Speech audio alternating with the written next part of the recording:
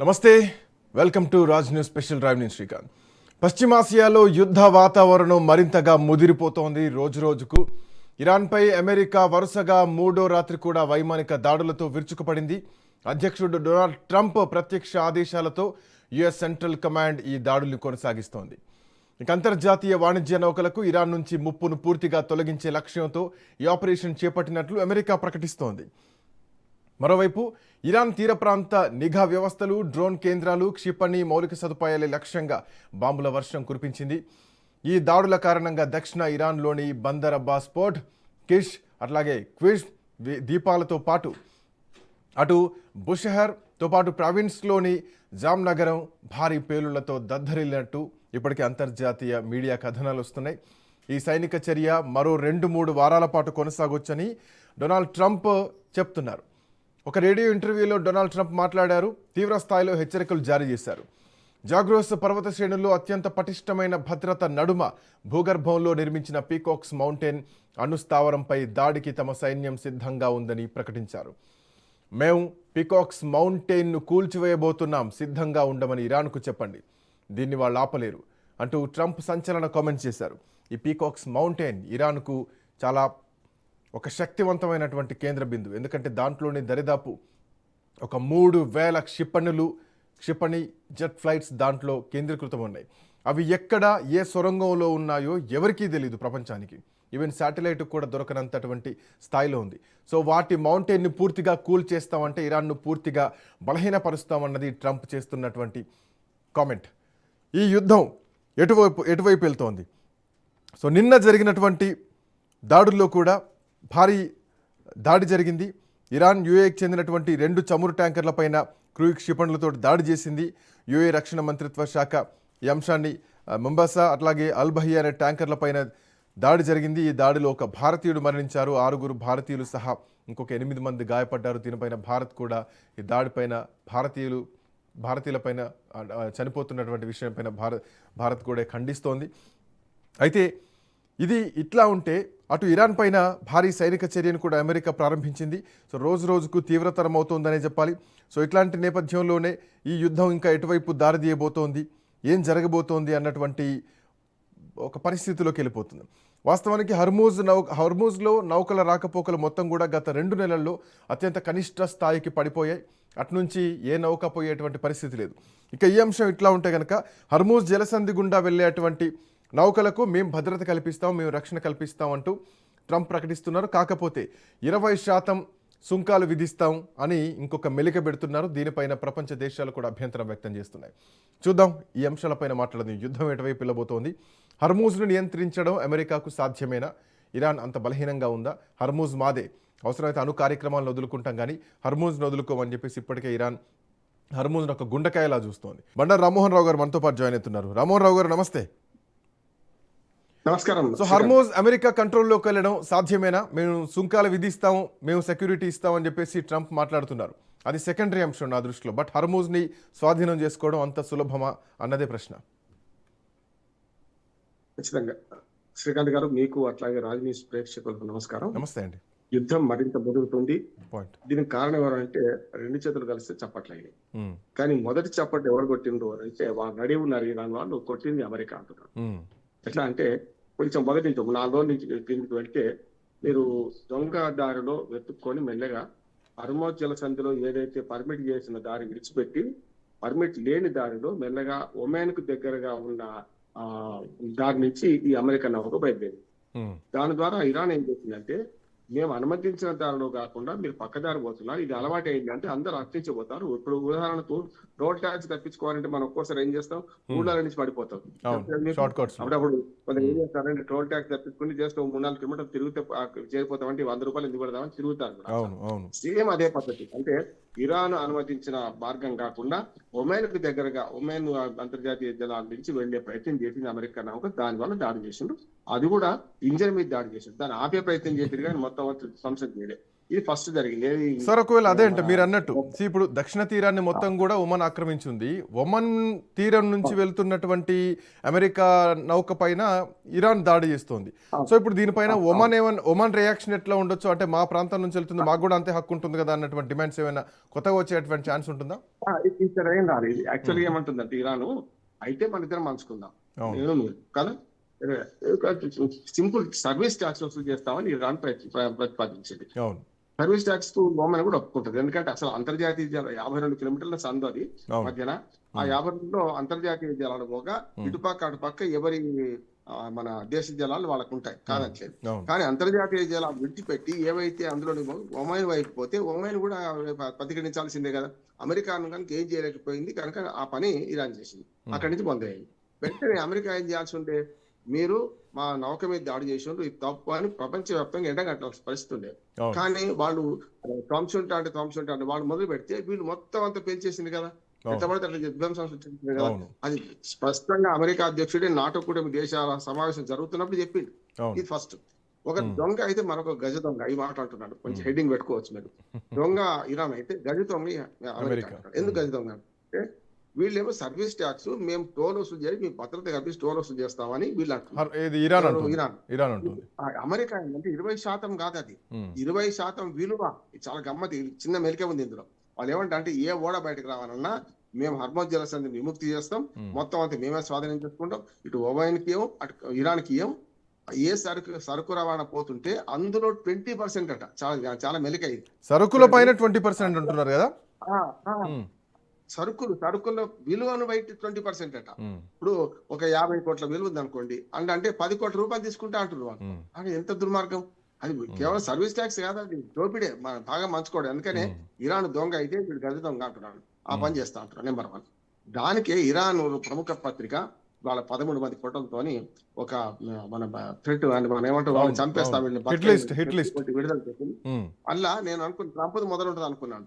First వాళ్ళకి శత్రువుడు Israel Netanyahu. అంటే పెద్ద ఫోటోలు 2 పైన, 2 ఫోటోలు పక్క పక్కనే వేశారు.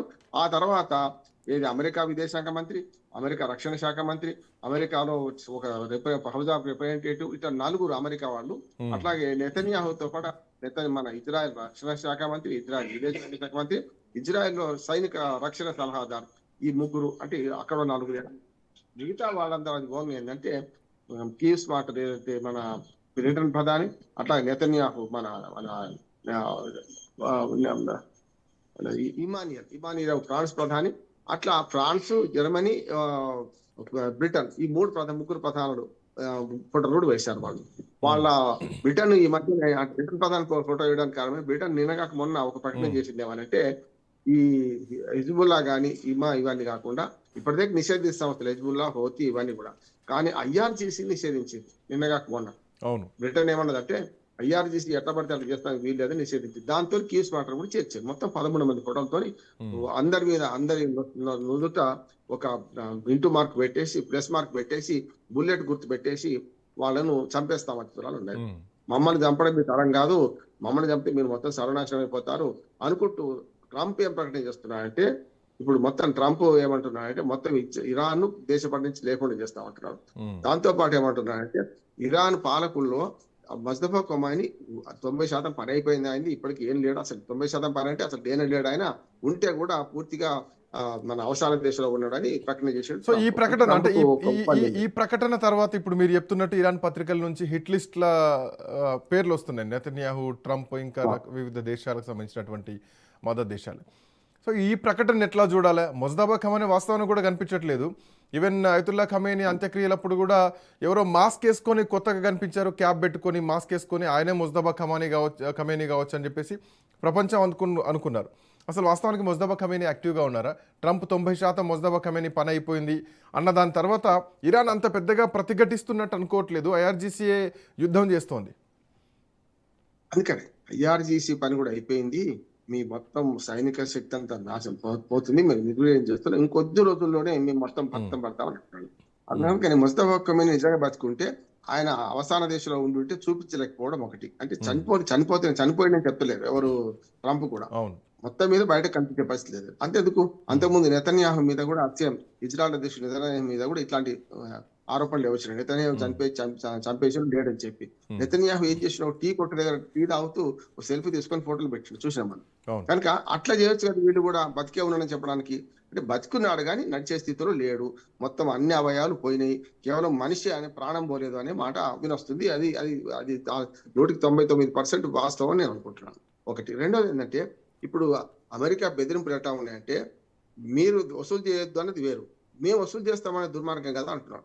వాళ్ళు వసూలు చేస్తే వాళ్ళు టోలే తీసుకుంటారు అంటున్నారు కానీ ఈయన తోలే తీస్తా అంటున్నాడు. అంటే 20% సరుకుల విలువ మీద ఏ ఓడకి ఆ ఓడే మొత్తం మీద ఒక 20% అంటే ఏదైనా చేస్తే వేరు ఉంటుంది, సింకోం అంటే వేరు. అంటే ఏదైనా సరే ఓడ పోతే 20 రూపీస్ వసూలు చేస్తామన్నది వేరు. అట్లా కాదు, ఓడ విలువ, ఓడలో ఉన్న సరుకు విలువను బట్టి చేస్తా అంటున్నాడు. పత్తు వ్యాపారిలా కాదు, గజ దొంగలాగే అమెరికా వ్యవహరిస్తుంది. నెంబర్ 1. రెండోది ఏంటంటే దీన్ని విముక్తి చేస్తామంటున్నారు. ఇప్పుడు దినదినగండా నూరేళ్ళ ఆయుషే కదా.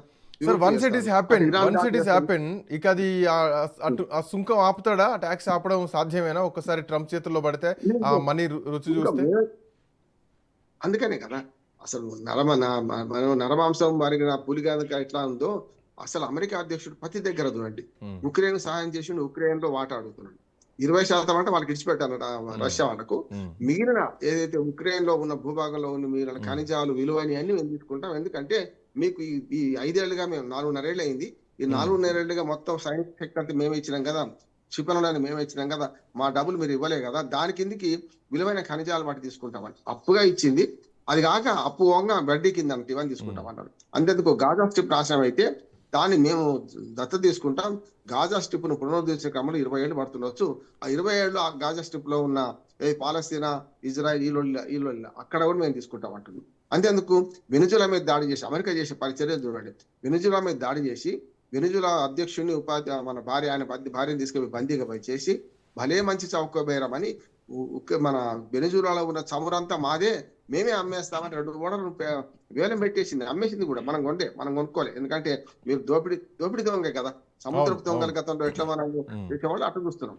పోనీ అమెరికా సముద్రపు దొంగలు ఉండొచ్చు కానీ బట్ సముద్రపు చట్టాలు కూడా ఉంటాయి కదా. ఐక్యరాజ్య సమితి దగ్గరికి రేపు పొద్దున ప్రపంచ దేశాలు పోయేటువంటి అవకాశం ఉంటుందా అన్న పాయింట్ ఒకటి. ఇంకోటి దీంట్లోనే కంటిన్యూషన్ లో అమెరికా వైఖరికి విరుద్ధంగా అమెరికా అధ్యక్షుడు ట్రంప్ వ్యవహరిస్తున్నారన్నది కూడా కావాలి. ఎందుకంటే గతంలో ఏదైతే ఇరాన్ మేము ఎప్పుడైతే ట్యాక్స్ వసూలు చేస్తామని చెప్పిందో అప్పుడే మార్కో రూబియో ఒక మాట అన్నారు.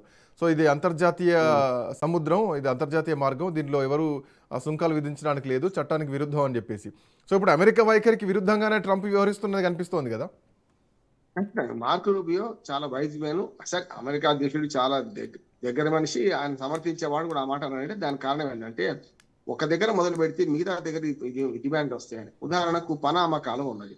పనామా కాలం తొమ్మిది అమెరికా అప్పగించింది, పనామా దేశానికి అప్పచెప్పింది, వాళ్ళు వసూలు చేసుకోమంటున్నారు. మేము తవ్వాం, మీకు అప్పచెప్పాం, మళ్ళీ తీసుకుంటాం. ఎప్పుడు దానం ఇచ్చింది వెనక్కి తీసుకోవడానికి లేదు. మన భూమి మీద ఉమ్మినాం అనుకోండి, భూమిని మనం వెనక్కి తీసుకోగలుగుతామా నోట్లోకి? అది అంతే కదా అని పనామా దేశం వాదించింది. నేను చెప్పిన ఉదాహరణకి వాదించింది. ఏమన్నదంటే మీరు ఇచ్చేసారు కదా, ఇచ్చేసినాక ఒకసారి డొనేట్ చేసినాక డోనర్ విలువ హక్కు ఉండదుగా, కండిషన్స్ ఉంటే తప్ప. కనుక దానం ఇచ్చింది మనం వెనక్కి తీసుకునే ఏది లేదు. ఏదైనా కండిషన్ ఉంటే తీసుకోవచ్చు, కండిషన్ ఏం లేదు కదా. రెండోది సూయజ్ కాలువ కూడా సమస్య వస్తుంది రేపొద్దున. ఇప్పుడు ఒక్క హర్మోజ్ జలసంధిని పట్టుకుంటే సూయజ్ కాలువ వసూలు చేస్తా అంటారు కొందరు, ఇంకా చిన్న జలసంధులు ఉన్నాయి. మరి అక్కడ వాళ్ళు ముందు పెట్టి ఏం కావాలి? అందుకనే అమెరికా అధ్యక్షుడి చట్టం చేసే చట్టం చెల్లదు. ఇప్పటికే సుప్రీంకోర్టు 3 సార్లు అభిశంసించింది ఆయన రకరకాలుగా. ఒకటి సుంకాల పెంపై ఫెడరల్ కోర్టులు ఎవడు ఫెడరల్ కోర్టు మీద సుప్రీంకోర్టుకు పోతున్నాను పోయిండు. సుప్రీంకోర్టు ఏమన్నది, సుంకాల పెంపు వల్ల వాళ్ళు నష్టపోలేదు, మన ప్రజలు నష్టపోయారు, మన టాక్స్ పేయర్స్ మన అమెరికా పౌరులు నష్టపోయారు. మీరు ఎవరి మీద కోపం తీసుకుందామంటే మనకే కష్టం వచ్చింది. సుంకాల పెంపు మీద అమెరికా సుప్రీంకోర్టు వ్యతిరేక తీర్పు ఇచ్చింది. అంతేందుకు జన్మతా పౌరసత్వం అనే దాని మీద కూడా అమెరికా సుప్రీంకోర్టు చుక్కెదురైంది. ఇప్పుడు ట్రంప్ కు సమస్య లేదు, ఇక్కడ పుట్టినవాడు అమెరికన్ లేకపోమంది. ఎందుకంటే ఆ పాత చట్టాన్ని మార్చడానికి వీల్లేదు, సమస్య లేదు పోకుండా. అట్లానే హౌస్ ఆఫ్ రిప్రజెంటేటివ్స్ కానీ లేకపోతే అమెరికన్ కాంగ్రెస్ కానీ మధ్యంతర ఎన్నికలు వస్తున్నాయి కనుక ట్రంప్ పని పడదామని రెడీ ఉన్నారు వాళ్ళు. అంతేందుకు రిపబ్లికన్ పార్టీ సెనేటర్లు కానీ Republican party house of representatives వాళ్ళు కానీ నలుగురు ఇటు మారిండ్రు కూడా. 56 స్థానాలు ఉన్న రిపబ్లికన్ పార్టీకి 4 మారి 52 దిగేసింది. మన బిల్లు పాస్ అయింది కదా ఈయనకు వ్యతిరేకంగా.